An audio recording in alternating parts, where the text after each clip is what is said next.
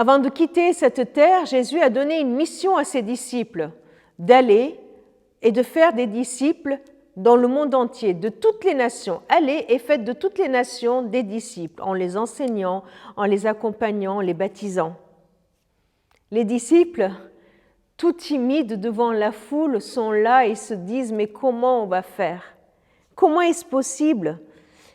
Et il y a cette promesse dans 2 Timothée 1,7 qui vient répondre à cela. Il nous est dit que l'Esprit de Dieu, l'Esprit que Dieu nous a donné, ne nous rend pas timides, mais au contraire, cet Esprit nous rend remplis de force, d'amour et de maîtrise de soi.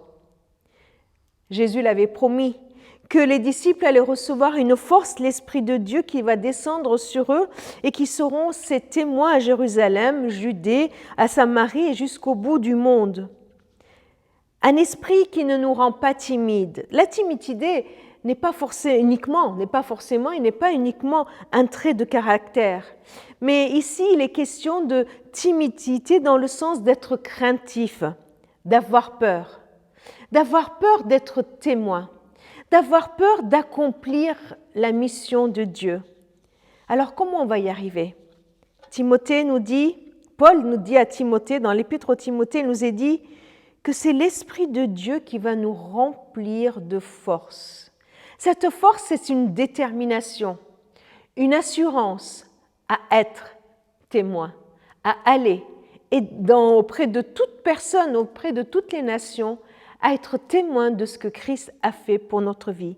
Cette force, c'est la détermination, c'est le contraire de l'hésitation, c'est le contraire de quelqu'un qui ne sait pas ce qu'il va faire dans sa vie encore. L'Esprit de Dieu nous donne cette force, cette assurance d'aller et d'être témoin. Nous remplit de force, nous remplit d'amour. Nous avons tellement besoin d'amour dans nos relations. C'est la façon d'entrer en contact avec les autres, la raison d'être de nos relations avec amour, dans l'amour. Avoir de l'amour vers celui qui est différent de moi, avoir l'amour vers l'étranger qui est là, avoir de l'amour vers quelqu'un avec qui j'ai peut-être pas d'affection ou de points communs, naturellement. L'Esprit de Dieu me remplit de force et il me remplit d'amour. Il me remplit d'amour. J'aime bien ce verbe remplir. C'est une plénitude d'amour qu'il nous donne envers les autres pour aller être témoin. Et enfin, cet esprit me remplit de maîtrise de soi.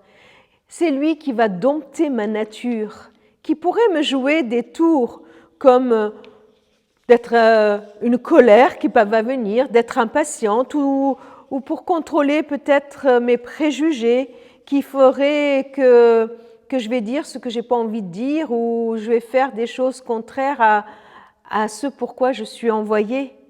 L'Esprit de Dieu, qu'il vienne et qu'il nous remplisse pour que nous puissions avoir cette force, cette détermination, cet amour et cette maîtrise de soi pour oser aller, être témoin de ce que Christ a fait dans notre vie.